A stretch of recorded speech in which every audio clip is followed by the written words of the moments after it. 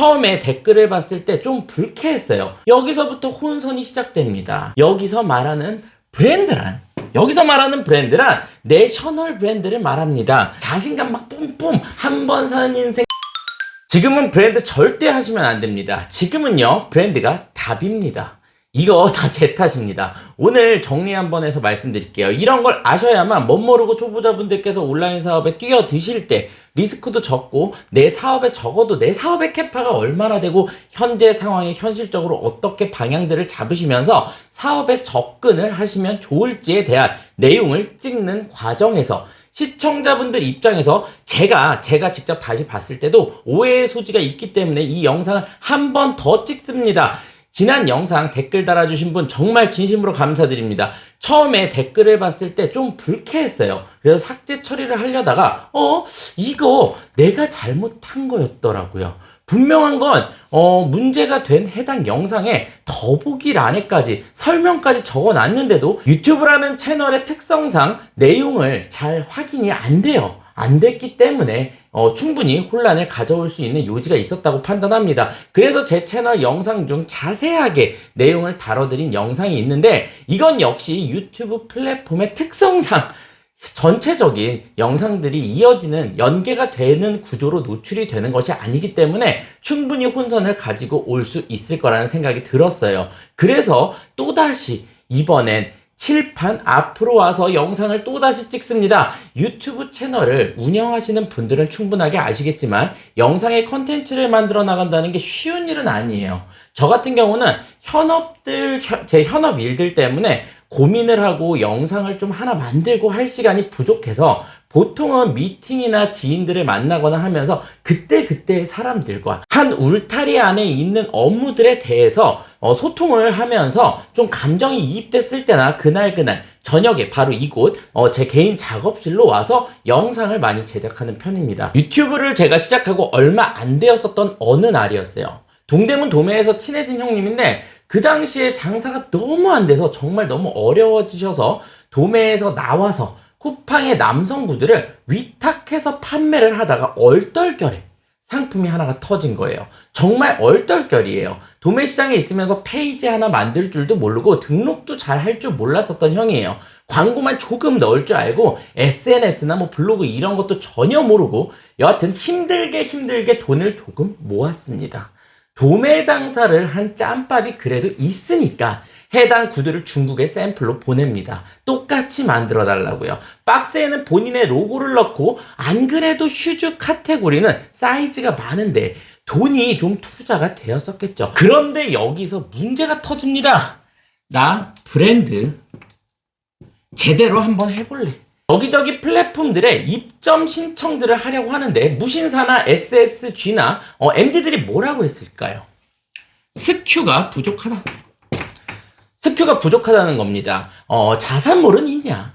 구두 한 디자인으로 무슨 브랜드를 하나요? 두 컬러인데 스큐가 2예요. 2. 두 컬러, 한 디자인 두 컬러 스큐 2. 스큐 수가 적어도 7개 내지는 10개는 좀 넘어야 갖춰야 된다고 했죠. 그랬더니 이 형님이 어떻게 했을까요? 힘든 상황에 대출을 받습니다. 블로그나 개인 SNS 있었나요? 없었어요. 그럼 왜 대출을 끌어들였을까요? 본인이 자신이 있기 때문에. 왜죠? 위탁 판매로 적은 아주 짧은 온라인상에서 돈맛을 아주 잠깐 맛봤기 때문입니다. 도박판에 들어간 사람 마냥 옆에서 뜯어 말리고 제가 막 아무리 말해도 안 들려요. 하나도. 처음에 조금 돈을 따고 더 큰 돈을 다 투자하게 됩니다. 스니커즈도 만들고요. 스큐 8을 채웁니다.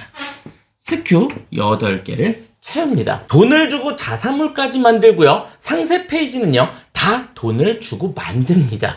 당연히 온라인 셀링에 능하지 않았었기 때문에 사업을 영위하지 못한 채 힘든 상황에서 빚만 안고 현재는 원단 시장에 실장님으로 들어가 근무를 하고 계십니다. 물론 이 촬영 전에 형님한테는 얘기 좀 할게 하면서 양해는 구해서 이렇게까지 얘기하는 거고요. 제 채널도 모르지만 얘기는 했습니다. 이 당시에 형이 힘들어하는 걸 보고 저는 작업실로 돌아와 이런 분들이 많다라는 걸 알게 되었어요. 위탁 판매자 분들의 목표는 브랜드라고요. 그래서 저는 답답한 마음에 영상을 준비하고 찍었습니다. 브랜드 절대 하지 마세요. 위탁 판매자가 망하는 지름길 이라는 썸네일을 달고 영상을 찍었습니다. 고스란히 이런 얘기가 들어가 있고요. 자, 그런데 여기서부터 혼선이 시작됩니다.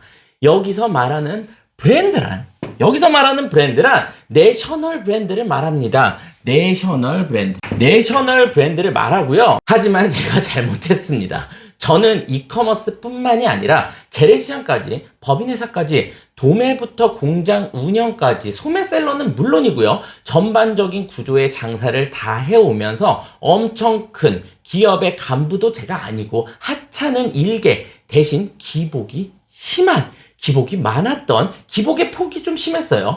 다양한 경험이 많은 일개 사업가로서 일개 기업과 업체들에게 소액을 투자해주는 투자자로서 채널 초반에 해당 영상을 찍고 유튜브를 운영하면서 온라인 사업의 수요층을 느끼고 여러 가지 온라인 사업의 방향성에 대해서 하나씩 영상들을 찍어나가면서 경험해온 다양한 스킬들 및 방향성, 그리고 제가 알고 있는 지식들에 대해서까지만 말씀을 드리고 있는 입장이죠. 영상들을 진행하면서 브랜드에는 여러 가지 종류가 있고 제가 여러분들과 소통하기 편하도록 이름을 새롭게 달아둔 브랜드도 있습니다.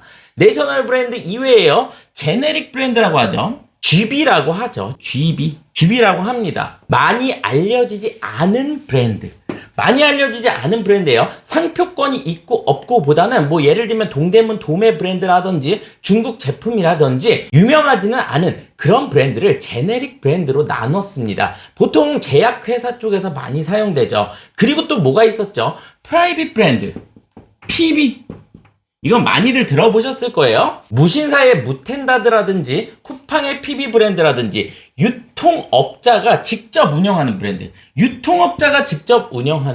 PB 브랜드라고 합니다. 그리고 스토어 브랜드, SB라고 합니다. 자체 제작 활동을 하는 개인 쇼핑몰이 될 수도 있겠고요. 그리고는 오프라인 매장, 개별 상점, 그리고 또 뭐가 있었죠? 노점상. 마지막으로 하나 더 뭐가 있죠? 밸류 크리에이션 브랜드. 제가 이름을 붙여버린 바로 밸류 크리에이션 브랜드가 있습니다. 가치를 창조하는 브랜드입니다. 지금 영상을 보면서 XX 하고 있네, 내가 무슨 노점상이야, 네가 뭘 알아 하는 분들이 분명히 있으실 거예요. 월 3천만 원, 아니 월 5천, 크게는 1억까지도, 아니 그 이상도 버시는 분들이 말이죠. 이분들은요, 어디에 위치하고 있길래 지금 이런 소리를 당당하게 하고 있으실까요? 바로 여기에 자리매김하신 분들입니다. 제가 밸류 크리에이션 브랜드라고 이름을 한번 만들어봤어요. 이분들도 위탁만 합니다. 내 상점을 띄우거나 한두 상품을 띄워서라도 다량의 판매까지 이어지게 하는 그런 브랜드. 제작과 사입이나 위탁 판매 방식을 믹스해서 적절한 비율의 구조로 사업을 지금까지 저는 언제나 진행을 해왔기 때문에 이 세 가지의 개념을 나누지는 않아요. 제조, 위탁, 사입 이렇게 나누지는 않습니다. 그런데 미디어 상에서 위탁 판매 방식이 너무나 지극히 굉장히 작은 부분이 대두가 되고 있고 그것만을 바라보고 강의를 듣고 힘들어하시는 분들을 직접 만나 뵀어요. 이렇게 다양한 방향들이 있다는 거예요. 지금은 브랜드를 절대 하시면 안 돼요. 이건 바로 내셔널 브랜드 말씀드린 거고요. 지금은 브랜드가 정답입니다. 밸류 크리에이션 브랜드. 즉 네임드, 어찌 보면 자체 생산하는 스토어 브랜드에 포함되는 개념일 수 있으나 그 사이에 애매모호한 그 경계선, 상품을 후작업 및 후가공을 통해 재생산을 하거나 패키징을 바꾸거나 상표권이 문제가 되지 않는 제네릭 브랜드의 페이지를 눕기를 따던 워터마크를 삽입하던, 나만의 상점을 알리거나 한 상품을 띄워서 판매를 일으키고 그것을 연결하면서 확장해 나가는 방식이라 지금은 브랜드가 답이다. 밸류 크리에이션 브랜드. 1인 미디어로서 밸류 크리에이션 브랜드를 저는 권해드린 겁니다. 더 자세한 내용은 제가 영상 상단에 링크를 한번 달아두도록 해볼게요. 부족하신 분들은 시청해주시면 감사드리겠고요. 어떠한 형태로 접근을 해야 하는지, 누가 돈을 더 많이 벌고 더 적게 벌고 이런 건 당연히 없습니다. 시작부터 방향이 다 제각각 다른 것이고 노점상인분이 백화점에 있는 점포보다 돈을 더 많이 버는 경우도 많겠죠. 이 모든 열심히만 해서 되는 게 아니라 각 개개인의 변하지 않는 기질에 따라 그리고 변화하는 현재의 환경의 방향성에 나에게 맞는 것을 찾아서 명확한 방향 설정을 하고 전략이란 걸 세워서 접근을 해야 한다는 것입니다. 내가 자본금이 여유가 좀 있거나 나는 지식이 있거나 나는 감각이 미쳤어. 트렌드 캐치도 엄청나게 빠르고 아이템 컨셉 자체가 너무 특별해. 난 너무 가능성 있어. 투자도 충분히 난 받을 수 있고 나는 그깟 버티는 돈 정도 그따위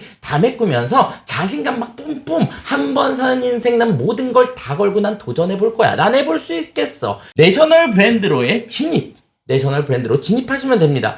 끊임없이 적자를 보면서 임계점이란 걸 넘기고 수직 성장 그래프를 일으킨 후에 그 어렵다는 엑시스를 하면 되겠죠. 그럴 것이라면 처음부터 목표를 최대한 넓게 멀리 보고 충분히 내가 뛸 준비를 하고 판때기에 들어가는 것이고 난 그 정도로 싹 유명해지진 않아도 돼. 준나 그쵸?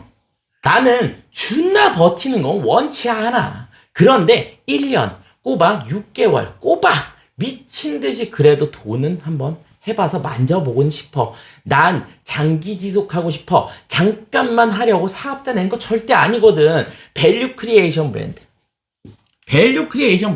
이거를 알아야 사업을 하면서도 자체 상품인 것처럼 액션도 취하고 위탁을 겸하면서 제조도 하고 자유자재로 성장을 할 수 있다는 말입니다. 외부 유입을 통한 나만의 마케팅 채널은 무조건 당연히 기본적으로 필요하겠고요. 모든 업무에 가설을 세우고 실행을 하다 보면 아니다 싶으면 다시 가설을 또 세우고 머리가 좋은 사람들이 왜 사업을 잘한다 하냐면요. 가설을 잘 세워서예요. 가설을 잘 세우기 때문에 전략이란 걸 잘 짜겠죠. 가설이 먼저니까요. 가설이 먼저 나와야 하고 나만의 전략을 세우려면 내가 실행을 하면서 도대체 내가 언제 이렇게 컸을까 하기도 전에 기회는 분명하게 오고 기적은 일어날 거다. 그래도 아직도 저는 상품을 팔면서 돈을 버는 구조, 상품만 팔아서 돈을 버는 구조를 만든다는 것은 참 어려운 시대인 것 같아요. 많은 사람들의 소비 욕구가 그만큼 많이 위축되었고 그만큼 경쟁자들이 많이 들어오고 있고 점점 실력이나 상품 퀄리티들은 더 상향 평준화가 되어 있다라고 생각합니다. 하지만 오랜만에 말씀드릴게요. 적당히 원하면 핑계가 생기고 간절히 원하면 방법은 생깁니다. 방법을 아는 방법은 간절하게 내 자신과 대화를 해보셔야 한다는 거죠. 브랜드의 개념들에 대해서 헷갈릴 수도 있게 영상이 배치가 되어 있었던 점, 구독자들 분들 가운데서 헷갈리셨던 분들이 만약에 또 있다면 양해 말씀 부탁드리고요. 부족한 부분이 있으면 댓글 한번 남겨주세요. 그럼 마음의 여유를 더해보는 하루가 되시길 바라겠습니다. 지금까지 레어벌스였습니다. 감사합니다.